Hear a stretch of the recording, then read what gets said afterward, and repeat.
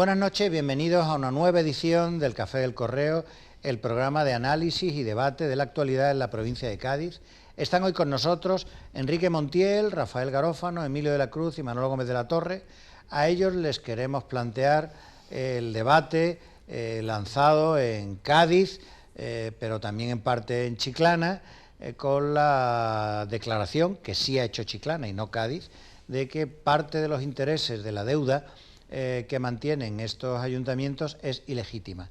En Chiclana fue aprobado con la abstención del PP y el voto favorable del PSOE, una propuesta de Por Chiclana si se puede, el partido Podemos. En Cádiz fue rechazada la propuesta promovida por Cádiz si se puede y apoyada por Ganar Cádiz, con los votos contrarios de PSOE, PP y Ciudadanos.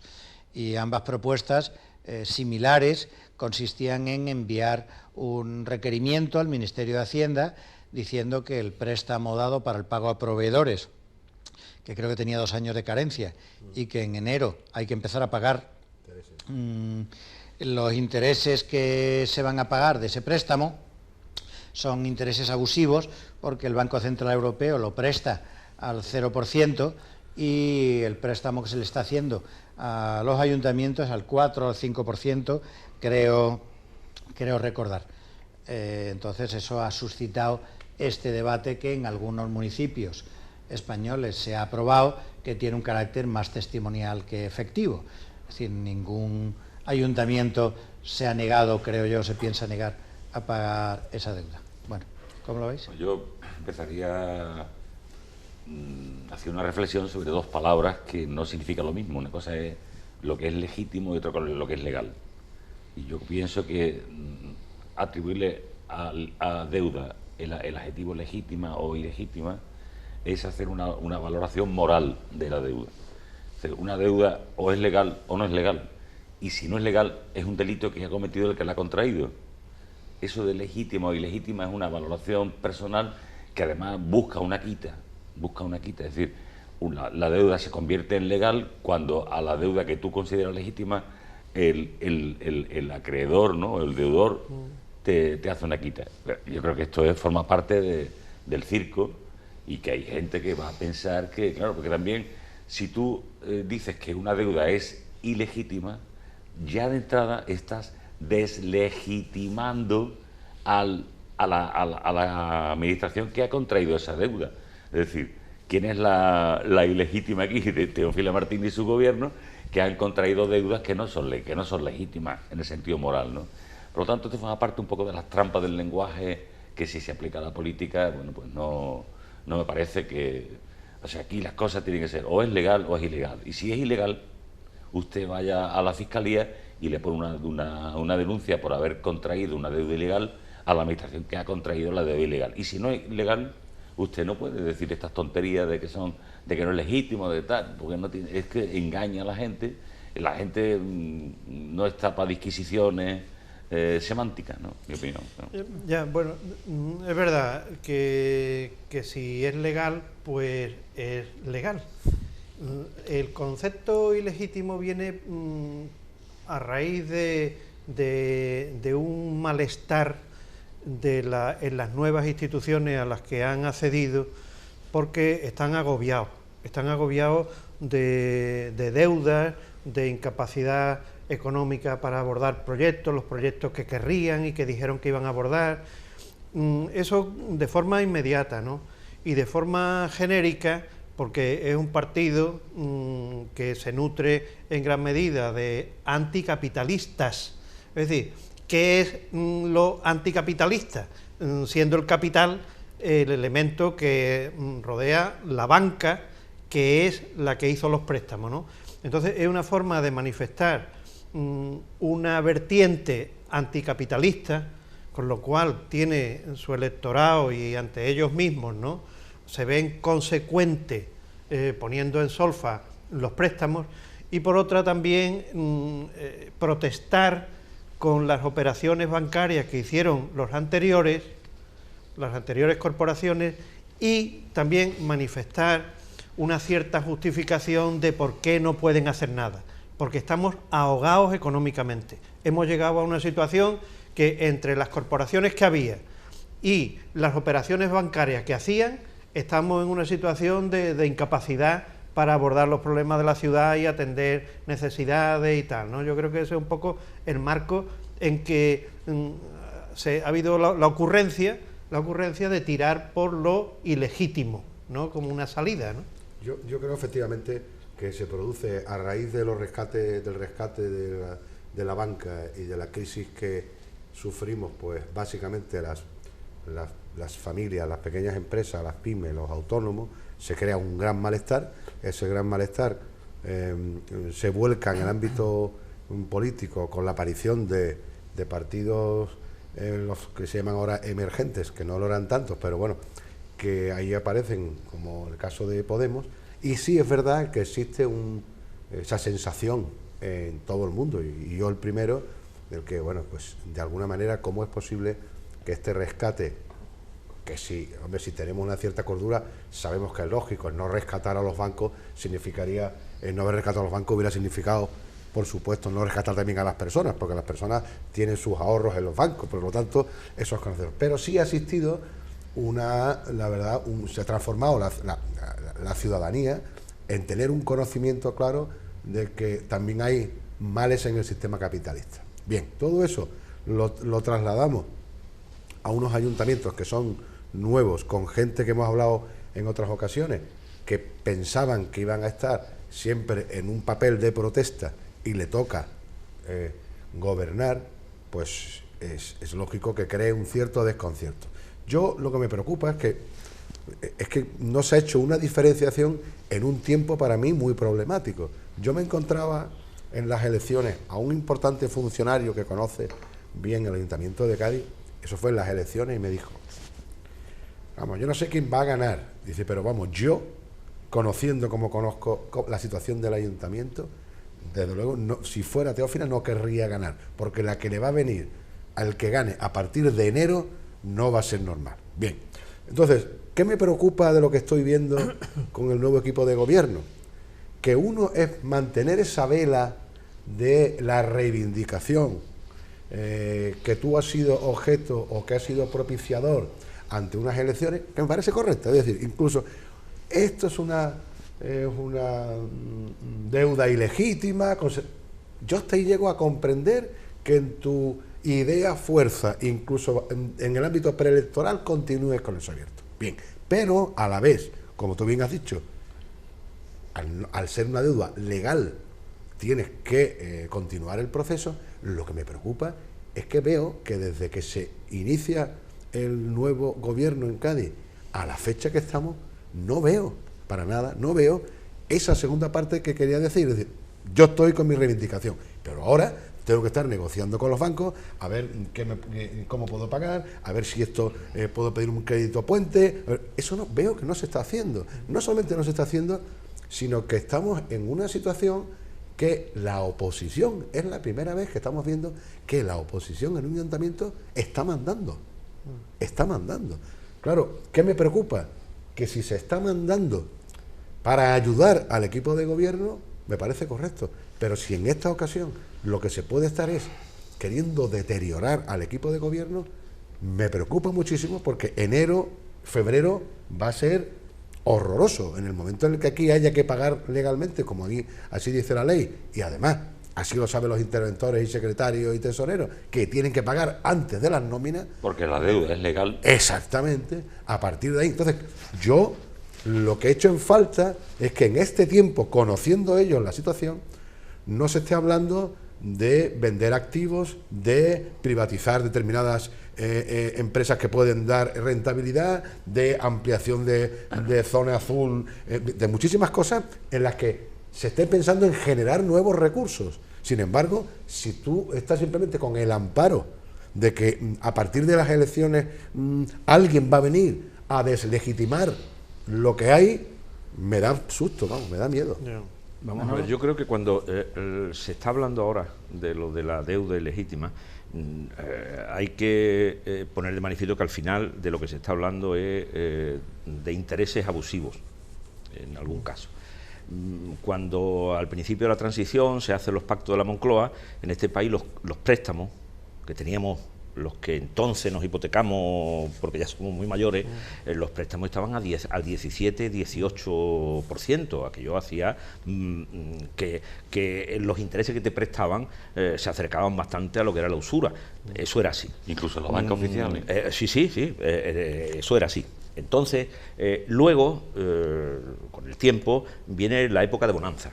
Y en la época de bonanza los intereses caen de una manera, vamos, te metían los préstamos por los ojos, sin tener siquiera en cuenta, ni siquiera si eso luego iba a poder ser devuelto. De hecho, eso es lo que, en definitiva, origina gran parte de la burbuja. Perdón, yo creo que la etapa del 17% no es la que... No, pero es la posterior. Estoy hablando de la evolución que los intereses han ido teniendo en la historia. Hace poco, en el inicio del periodo de bonanza, pues resulta, lo que digo, que los créditos estaban muy bajos, a muy poco, te daban dinero, y además, si querías, no solo para la casa, sino para un coche, si querías, etcétera, etcétera. Es otro tema. Pero vamos a ver.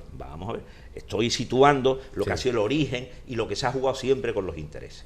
Cuando llega la crisis, entonces resulta que hay que hacer frente a la caída de bancos, a la caída de lo que es la deuda pública, la deuda privada, etcétera.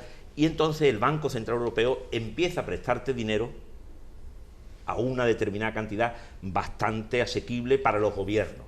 ¿Y qué ocurre? Que es por lo que se origina en el 15M la indignación en relación a las deudas, que el Banco Central Europeo le prestaba a los gobiernos dinero a lo mejor al 1%, y los gobiernos a las comunidades autónomas y a los ayuntamientos se lo prestaba al 5 o al 6%. Bueno, solo falta saber entonces cuánto tiempo estoy era diciendo, el Banco Europeo al 1%, a lo mejor daba a un año al 1%, estoy diciendo y eso da origen que dentro del movimiento de indignación del 15M se hable de una deuda que no habían contraído estrictamente los ciudadanos, pero ahora tenían que pagarla. Y entonces cuando se empieza a hablar del concepto de deuda ilegítima, eso se teoriza y son muchos los economistas que hablan de eso. Y los movimientos que provienen del 15M hablan de eso.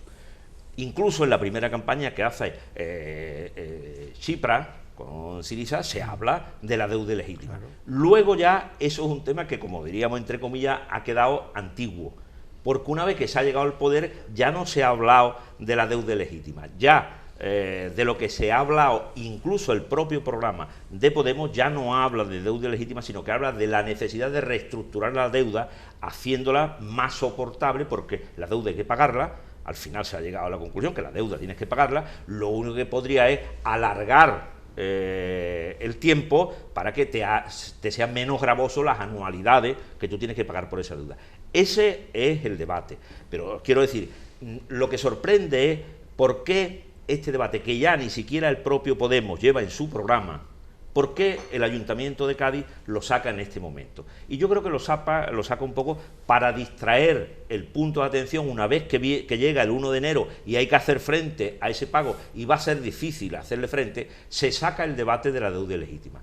Pero advirtiendo, es un debate que mandamos al gobierno de la nación para que el gobierno de la nación, que es el que tiene competencia, pues vea cómo lo hace. Es decir, bueno, vamos a discutir sobre un tema sobre el que no hay competencia, se centra la atención, se dice lo mal que todo el mundo se ha portado con esto, y esto lo mandamos a Madrid y allí se empieza a hablar. Lo que pasa es que cuando estás en un gobierno hay que tener en cuenta, y más en un gobierno endeudado como es el gobierno de Cádiz y el de otros ayuntamientos, que cuando tú empiezas a sacar eso, está dificultando la posibilidad de ponerte de acuerdo con los que quieres llegar a un acuerdo, que en este caso son los bancos, para reestructurar tu propia deuda.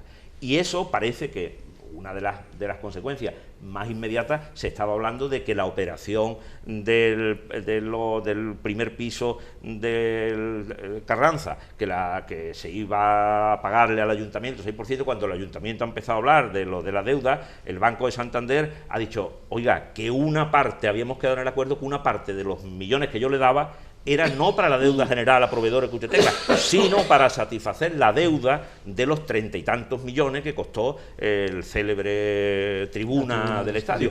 Toda esa cosa, y termino, dificulta enormemente que se hable de deuda legítima, porque inmediatamente uno se pone con el chip de que, ¿qué pasa? ¿Es que no quieren pagar la deuda? Claro, ¿cómo vas a negociar con nadie diciéndole que una parte de lo que tú debes lo declares legítimo? Y luego ya cuando el alcalde ha salido a decir, no, yo no quiero decir que no se vaya a pagar, pues eso ya ha tenido bastante menos eco, y a la gente o a los que están prestándote el dinero, que les ha quedado es, ¿qué pasa? Que esta gente no van a pagar. Pero hay dos cosas aquí que se dan simultáneamente. Por ejemplo, ha habido hace poco, estos días, un escándalo grande porque Hacienda ha dicho, le pago directamente a las farmacias en Cataluña, a la que le deben 120 millones de euros desde agosto.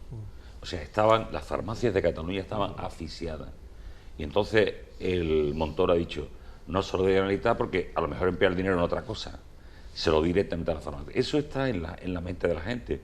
Y aquí, en vez de hablar de deuda ilegítima, ¿por qué no explican la deuda? Porque ellos ahora mismo tienen acceso a todos los documentos de la deuda.